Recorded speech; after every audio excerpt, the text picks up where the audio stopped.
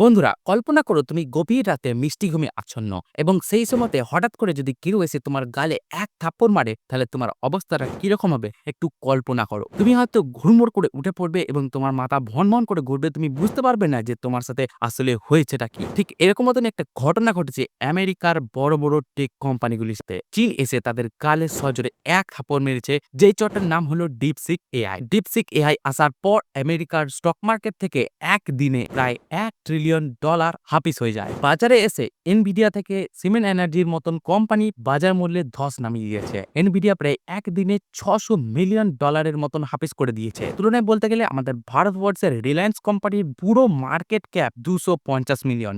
মানে দুটোর বেশি রিলায়েন্স কোম্পানি একদিনে গায়েব করে দেয় চীনের একটা এআই স্টার্টআপ। কিন্তু সবচেয়ে অবাক করার ব্যাপার কি জানো? ডিপসিক এআই ট্রেন করার জন্য মাত্র $6 মিলিয়ন মতন খরচ হয়েছে, যেখানে ওপেন এআই এর ChatGPT 4 কে ট্রেন করার জন্য $100 মিলিয়ন খরচ করেছে এবং গুগলের জেমিনিকে ট্রেন করার জন্য $200 মিলিয়ন মতন খরচ করেছে। ভাই, এটা কিভাবে সম্ভব? চলো এবার দেখি ডিপসিক এআই কি এবং কেন এত বড় একটা আলোড়ন ফেলেছে। তবে তার আগে ভিডিওটি লাইক করে দাও এবং চ্যানেলে নতুন হয়ে থাকলে চ্যানেলটি সাবস্ক্রাইব করে পাশের বেল আইকনটি বাজিয়ে নাও।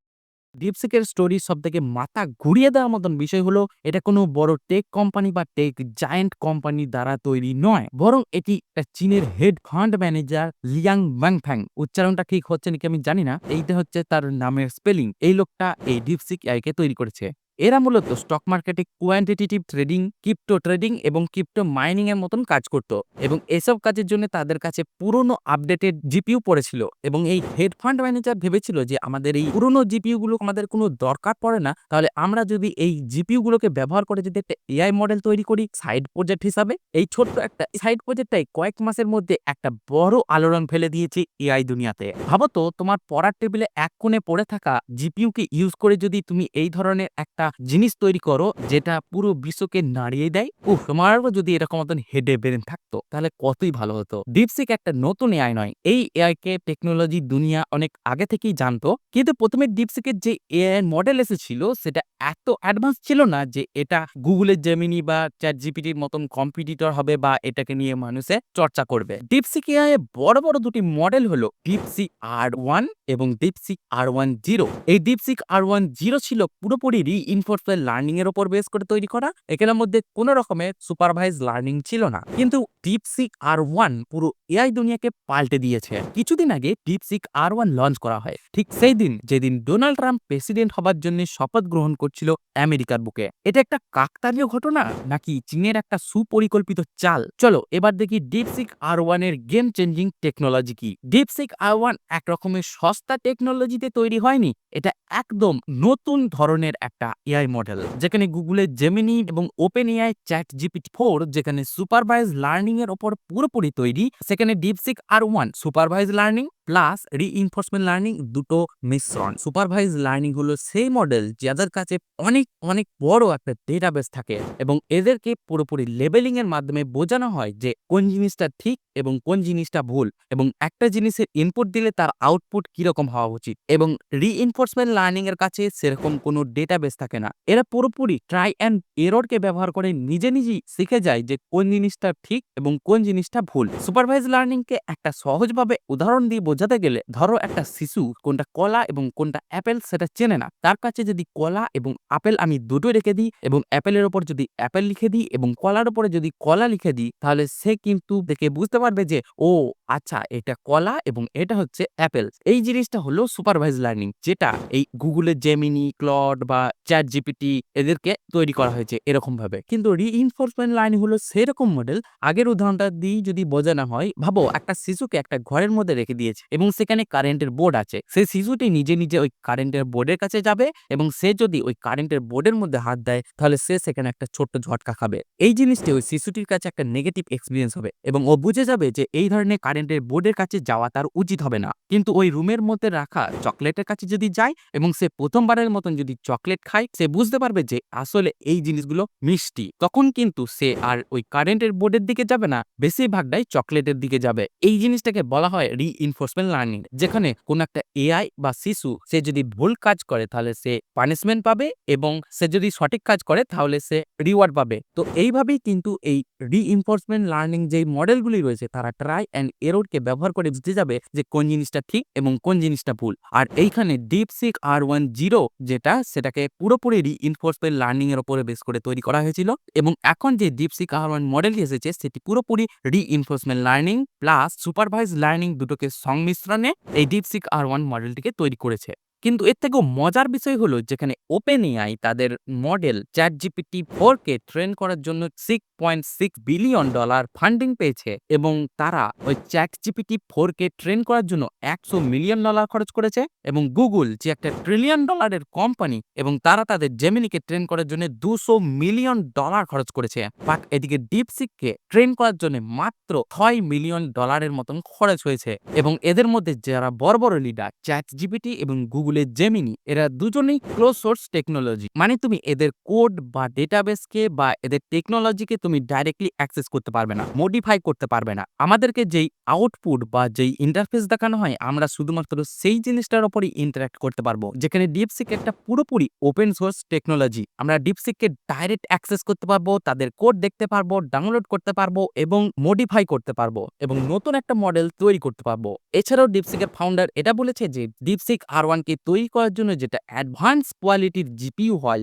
NVIDIA H100 জিপিইউ সেটাকে ইউজ করেনি, কারণ এটার অ্যাক্সেস ওদের কাছে নেই। এটার অ্যাক্সেস কেন ওদের কাছে নেই এটার ব্যাপারে পরে আসছি, বাট এই মডেলটি বেসিক্যালি 2000 NVIDIA H800 জিপিইউ কে ইউজ করে তৈরি করা হয়েছে, যেটা একটা অনেক অনেক কম অ্যাডভান্সের একটা টেকনোলজি যেটা এই বড় বড় টেক কোম্পানিগুলির কাছে অ্যাভেলেবেল ছিল। আর এই কারণে DeepSeek R1 কে এই ফিল্ডে আরো বেশি অসাধারণ করে তোলে। ঠিক আছে, এবার বলা যাক যে DeepSeek এর জন্য এত বড় ইম্প্যাক্ট কেন পড়লো। আমরা তো কয়েকদিন পর পর নতুন নতুন AI দেখতে পাচ্ছি, হাই টেকনোলজি দেখছি, এমনকি ইতিমধ্যেই আমাদের কাছে OpenAI বা জেমিনি বা ক্লডের মতন টেকনোলজি তো অ্যাভেলেবেল রয়েছে, কিন্তু DeepSeek এমন কি করলো যার জন্য US এর স্টক মার্কেট পুরোপুরি ক্র্যাশ হয়ে গেল এবং এই সমস্ত টেক জায়ান্ট কোম্পানিগুলি এখন হতাশার মধ্যে রয়েছে। এর একটা কারণ হলো cost effectiveness of higher and more advance AI model. তোমরা OpenAI এর ChatGPT বা গুগলের জেমিনিকে ফ্রিতে ব্যবহার করতে পারবে, যেমন DeepSeek এর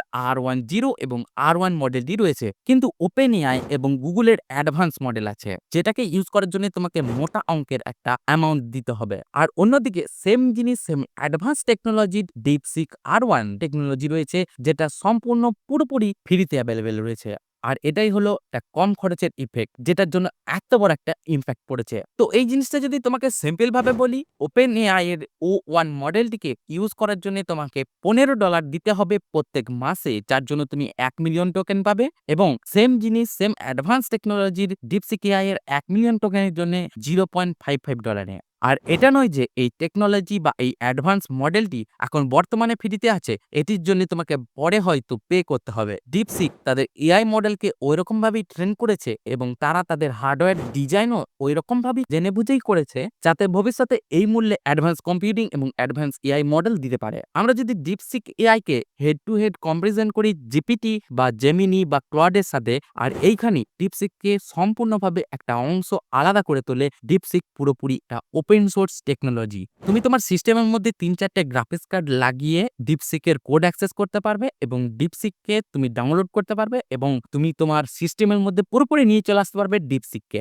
এবং নতুন কিছু তৈরি করতে পারবে। আর যত স্মল টেক স্টার্টআপ বা রিসার্চার রয়েছে তাদের জন্য এটা একটা বহুত বেনিফিশিয়াল একটা জিনিস, কেননা ওরা এখন সরাসরি DeepSeek এর মতন AI মডেলকে ব্যবহার করে নতুন AI টেক মডেল তৈরি করতে পারবে। শুধুমাত্র এই কারণের জন্যই এই এত বড় উথাল পাতাল দেখা গেছে তা নয়, বেছে বেছে ঠিক সেই দিনই DeepSeek R1 কে লঞ্চ করা হয়েছে, ঠিক যেই দিন ডোনাল্ড ট্রাম্প প্রেসিডেন্ট হবার জন্য শপথ গ্রহণের অনুষ্ঠান ছিল। সুতরাং নিশ্চিতভাবে আমেরিকাকে একটি বার্তা পাঠানোর জন্য চীনের কাছে একটা বড় সুযোগ ছিল, আর সেই সুযোগটাকে কাজে লাগিয়েছে এই চীন। এই কাহিনীর অন্য আরেকটা ইন্টারেস্টিং পার্ট হলো যে কিছু বছর আগে আমেরিকা চীনের ওপরে অনেক নিষেধাজ্ঞা জারি করে, যার মধ্যে এক্সপোর্ট করার মতন এই হাইটেক জিপিইউ এবং উচ্চমানের চিপ যাতে না চীনের মতন দেশকে দেওয়া হয়। আর এই ধরনের হাই হাইটেক জিপিইউ বা চিপকে ইউজ করে নতুন নতুন আর্টিফিশিয়াল জিনিস বা এআই টেকনোলজি তৈরি করা হয়। ইউএসএ প্রত্যেকটা দেশকে ৩টে ভাগে ভাগ করেছিল, টিয়ার 1, টিয়ার 2 এবং টিয়ার 3। টিয়ার 1 হলো সেই দেশ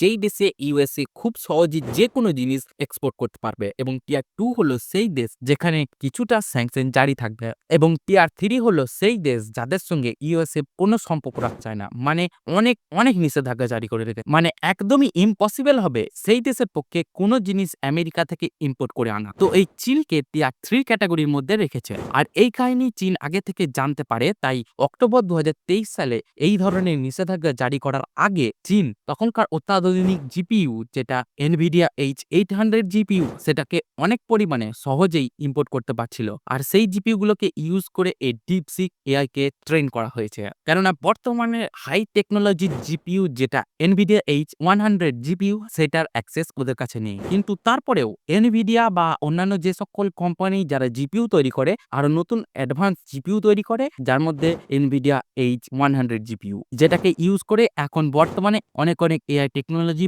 মডেল তৈরি করা হচ্ছে। কিন্তু এই ধরনের জিপিইউ চাইনিজদের কাছে অ্যাক্সেস নেই, তারপরেও ওরা এত একটা স্ট্রং এআই তৈরি করে ফেলেছে। আর আমেরিকা চীনের ওপর এই ধরনের নিষেধাজ্ঞা জারি করেছিল, কারণ এআই টেকনোলজিতে চীন যেন আগে না যেতে পারে, যুদ্ধ না করে জয়ী হতে চেয়েছে আমেরিকা। আর এই খবরটা তো তোমরা জেনে গেছো যে ডিপসিক এর রিলিজ হবার পর আমেরিকার সমস্ত বড় বড় টেক জায়ান্ট কোম্পানিগুলি স্টক প্রাইস 1% থেকে 5% পর্যন্ত নিচে নেমে গেছে, যেটা একটা বড় ইম্প্যাক্ট ফেলেছে। এর একটা সবথেকে বড় কারণ হচ্ছে সাধারণ ইনভেস্টর যারা ছিল তাদের মনে হয়েছিল যে এই ধরনের কোম্পানিগুলির কাছে এত এত পরিমাণে টাকা পয়সা, এত এত পরিমাণে রিসোর্স, এত এত পরিমাণে ট্যালেন্ট রয়েছে, যেমন এনভিডিয়া এত উন্নত মানের স্ট্রং জিপিইউ তৈরি করে, আর এরাই এআই রেসে জিততে পারবে, কারণ এদের কাছে এত পরিমাণে রিসোর্স রয়েছে, শুধুমাত্র এরাই এই রেসের মধ্যে জিততে পারবে। বাট যখন থেকে এই ডিপসিক এআই এসেছে তখন থেকে এই ধারণা পুরোপুরি ভুল বলে প্রমাণিত হয়েছে। তো এখন কিন্তু এই এআই টেকনোলজি শুধুমাত্র বড় বড়